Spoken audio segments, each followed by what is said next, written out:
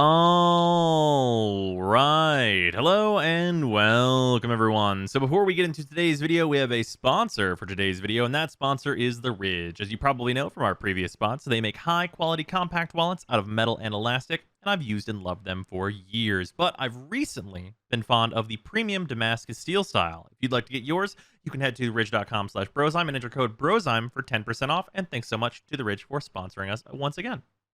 All right. Hello, everyone, and welcome. So, before we get started, a couple behind the scenes things. Number one, this video is a little later than I wanted, and that is just due to me finally being back home. And you can probably hear that I'm back home because of the, I hope, better mic quality.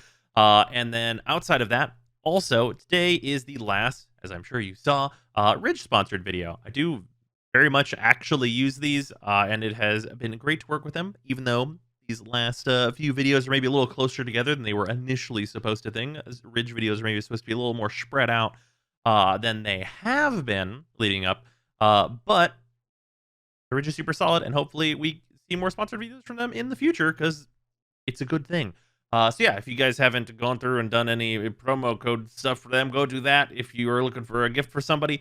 And then besides that, we have some behind the scenes DE stuff to talk about. And that is that we have footage for Caliban here provided by DE. Very nice of them. And in addition to that, I, along with others, got to be part of a behind the scenes look at some more stuff for the new war, including Caliban, and a little bit more of the actual quest itself. Now, as we get into this video, I am not going to spoil anything that has not been, shown on the main stage with like call and stuff for the new war. I'm not going to talk about the contents of the stuff that we saw for the new war that has not been publicly shown, because I don't want to spoil anybody. However, what I will do is say that I am no longer going to do any prediction stuff. You can get all of that in the dev stream video, and I am extremely excited for what the contents of that quest are going to be.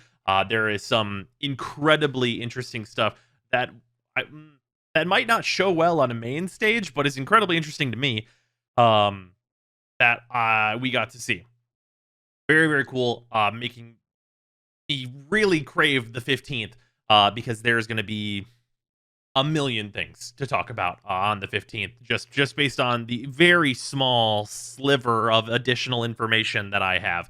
But yeah, it's going to be a fucking wild ride, and it should be a fantastic time. And I'm very happy that I got to see a little bit more and get some information on Caliban. So this video provided by DE, it is just basically going to show off Caliban's powers, and I wanted to talk about where I think Caliban's going to be at on release. And if he is going to be any good, because of course we had Ureli recently and that didn't turn out so great.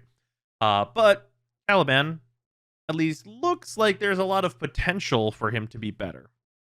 So we're going to jump into that, and then also talk about the Harrow Prime accessories, which we now also have visuals for.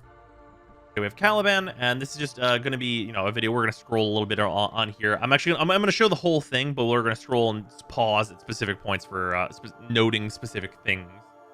But yeah, this is just showing off some Caliban in the full rotation, as it were, and then getting into some really basic Void gameplay, just some like level 30 content. Though I think this is fairly unmodded in terms of like mods that are on Caliban. And you can see on the top right the adaptation stacks that you're going to be getting based on the damage types that you take. That is Caliban's passive, and here this is his fourth ability, which is like a tri-beam that comes together and then explodes.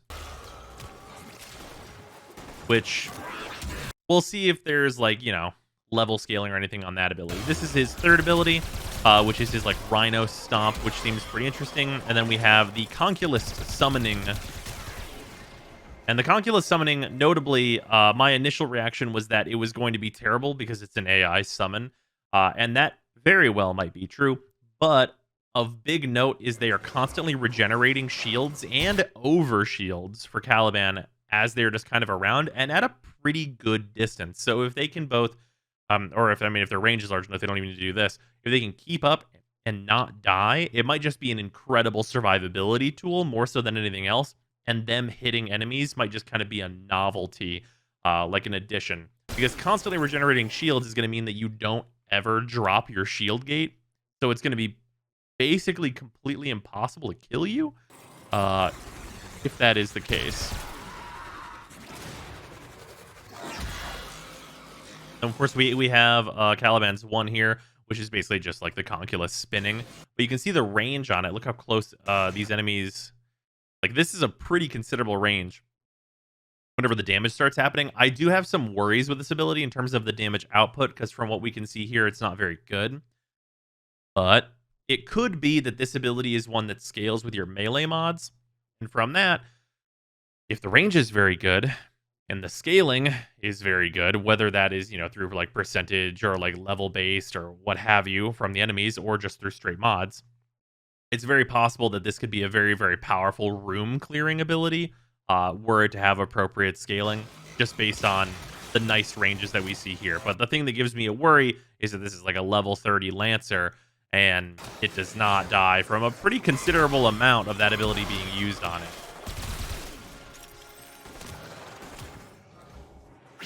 And in this room, there's like a major question, that is whenever you're using the Caliban'S 2, the big stomp, I don't know how vertical it is. And we unfortunately don't see any enemies up on this like railing up above, because the stomp happens and you can see it's pretty large. Like, if this is the base range of this ability, it's super solid. But we don't see any enemies up above, like, to be affected by it. So we don't know if we're looking at like a giant expanding pillar like Nova's for, or if we're looking at like a big orb that expands out, or what kind of AoE we're going to get in terms of the crowd control from that vertically. So it's very possible that this is like a one plane or like a very narrow range of crowd control. Hopefully it's affecting a large vertical area as well. Otherwise it might be a little finicky to use in more vertical levels and against like flying enemies, for example. So yeah, that's all the footage as received from DE, which is very nice.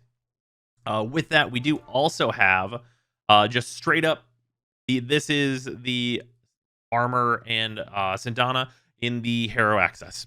This is an operator armor. So because, of course, having just finished up my operator cosmetics, I will need to reassess some things before starting the quest. Because I am going to grab this. It does look very good from this preview image, but of course, with operator armor, the main thing that matters, at least to me, is usually how it's going to combine with other sets, like whether or not these arms are going to combine well on the other chest pieces. If these, a major thing, a very major thing, is if this thing has clown shoes, like the previous operator armor set, which has like a really like weird rhino horn on its left foot.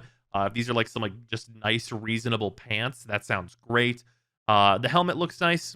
Any like physics effects and stuff, like all this stuff is still up in the air. So like until basically like release day, so we can see what like the coloring channels look like in terms of like the material quality, and if it has the thing that a lot of armor sets have for the operator, which is where the chest and legs have a slight difference to how the material reacts to colors that you put on it.